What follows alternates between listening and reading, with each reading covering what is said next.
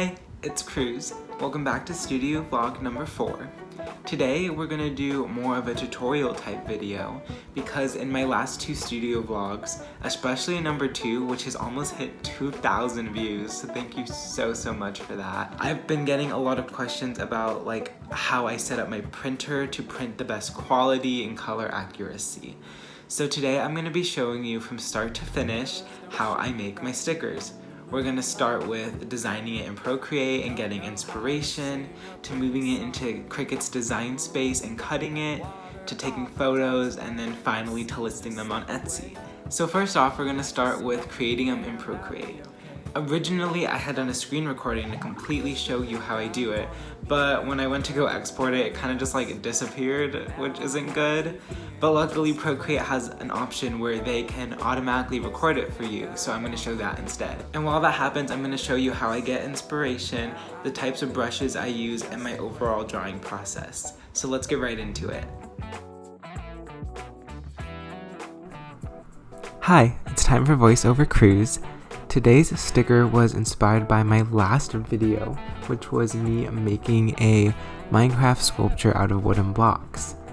So to start out, I tried to first draw a 3-dimensional style of the vase, but every time I did it, I really didn't like how it ended up looking, so I decided to kind of trace over the original piece and picture I took of it, and then I realized that it kind of just looks weird and I was doing it right the whole time.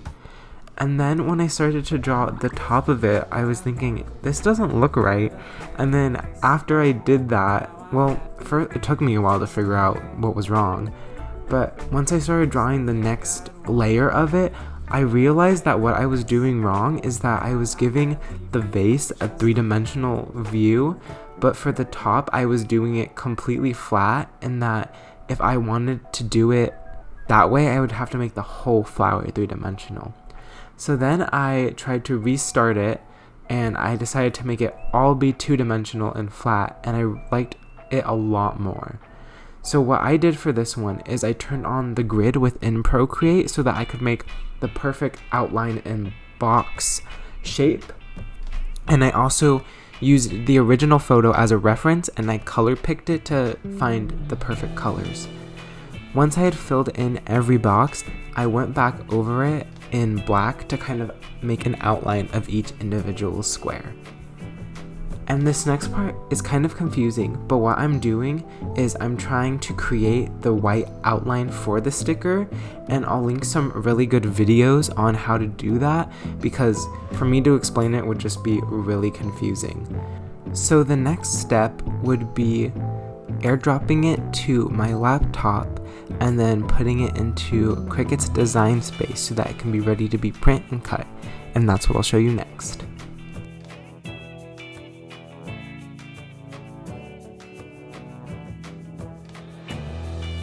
So once you airdrop it into your laptop as a PNG file so that the background can be transparent, you're going to want to upload it into Cricut Design Space itself, which you can see me doing on the screen. And then you want to insert it into a new canvas. I make sure I change the canvas to a different color so I can make sure they're not overlapping. And the dark square you see on the screen is the dimensions of the print and cut square, which is 9.25 inches by 6.75 inches. And what I do is I align all my stickers within that square so I know it'll fit when I try to print and cut it. And in a little bit, you'll notice that I accidentally made the square the wrong dimensions, so when I try to attach them all together, it gives me a little warning sign saying that's not going to work. But it's not a big problem. I just resized the square and then made sure to fit them within the square again so it would be correct. And my tip to make sure you can fit as many stickers on a page as possible is to change the rotation of them so that you can squish them closer together if needed. And it really helps to make sure you get the most stickers out of your sticker paper and that you're not wasting any, because the registration marks already waste so much of the paper.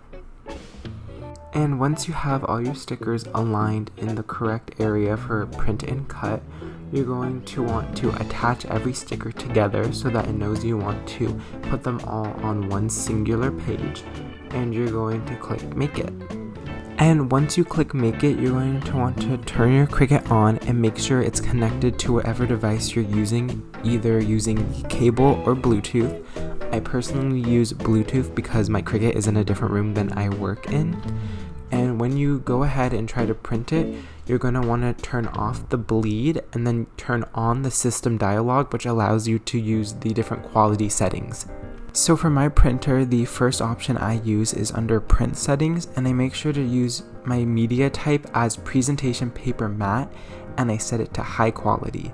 And then the next setting I use is under color options, and I do manual settings, and I set the brightness to 3 because it allows it to look more accurate to what my iPad uses. And then I check back onto the other settings to make sure it's all correct, and then I hit print.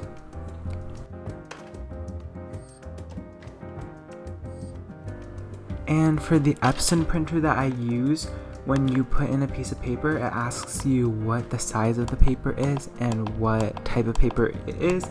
And so I just also put that it's letter size and presentation matte because they have to match in order for it to print.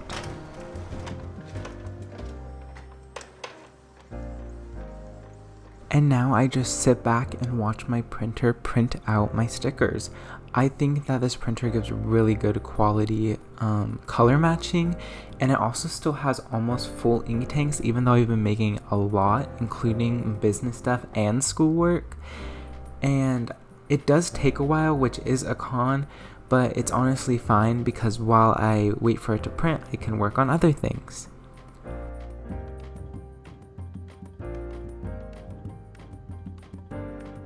So back on the Cricut design space, you want to set the base material to custom, and for my Explore Air 2, that means I turn the dial to custom, and I use a custom setting, and you can see what they are on the screen right now. And once I use that custom sticker material, I leave the pressure at default, and then I go and head over to my mat and put it on. Once I have it put onto my light grip mat, I can load it into the Cricut, and then I press the Cricut button for it to scan for the registration lines.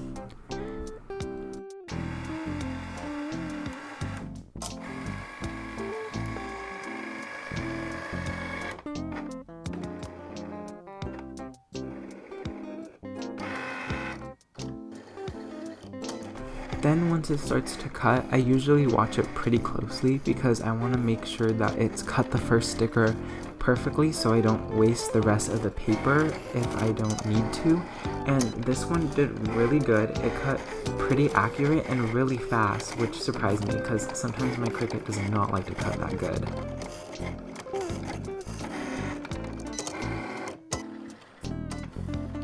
And then once it's finished cutting out the last sticker, I just wait for it to roll back out and then I can unload it.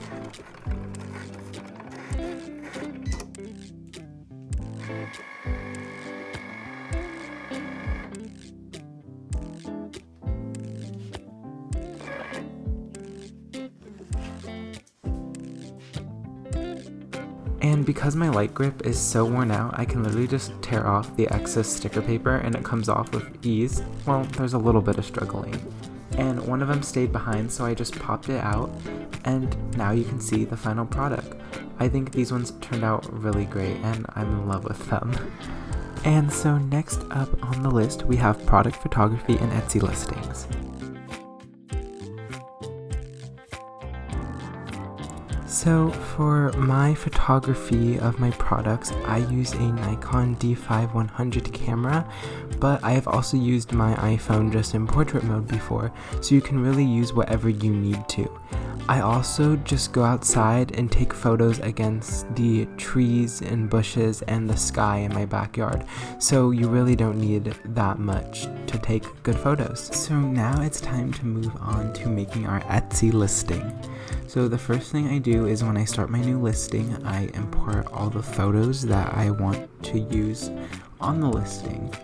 And personally, I like to make them all a 1:1 square aspect ratio because that also will allow me to match it on Instagram with like their square photo uploading. And and usually I'll put one with like a grassy theme behind it so that when you go onto my shop page you see all of them with similar backgrounds. And then the next thing I do is I go ahead and put the title for my listing, and I fill out some information like who made it and what type of product it is. I also put some information about what the main colors it uses is, and sometimes if it's related to a holiday I'll put that in as well. And I go ahead and say that it's going to be a physical product and I want it to automatically update. And in the description I quickly just write what the product is and what type of paper it's printed on. And next up I put some tags describing the product, and I know there's probably some websites that can help you find really good tags for your products, but I kind of just put whatever I think works best. For this one I put like flower art, Minecraft art, flower stickers, orchid stickers, blue orchid, just like some really specific things that when you search that term up, mine will pop up. And then next I put the price of it, and I list all my normal stickers at $3. And then for shipping, I already have a pre-made shipping option where I just charge a fixed rate of 75 cents to anyone who is buying it in the US. Because normally when I buy my shipping labels for envelopes, it costs 60 cents, and then that 15 cents allows me a little extra in case a package gets lost and I need to buy a new shipping label.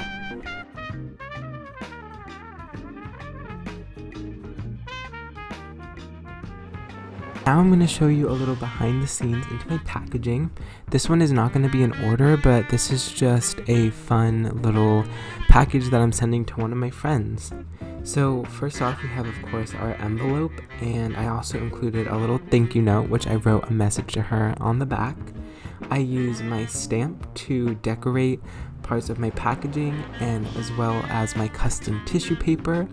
And then in the corner you can see I put the sticker I'm giving her that I just made along with a freebie, and I use a little piece of cardstock to protect the stickers. And then I also have my stamps and a green pen to match my brand's colors. So next up I take that little piece of cardstock and I fold in half to make like a kind of little envelope to hold my stickers in, and then I wrap that little envelope thing in my branded tissue paper. And once I'm done wrapping all of it together, I put it in my envelope along with a thank you note that has a little message on the back.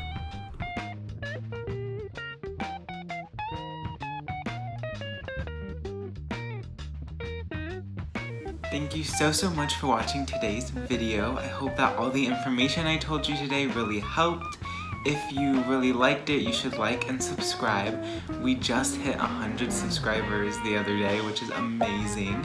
And if you want to see more behind the scenes on my business, make sure you follow my Instagram at Design by Cruz. I'll see you in the next one. Bye!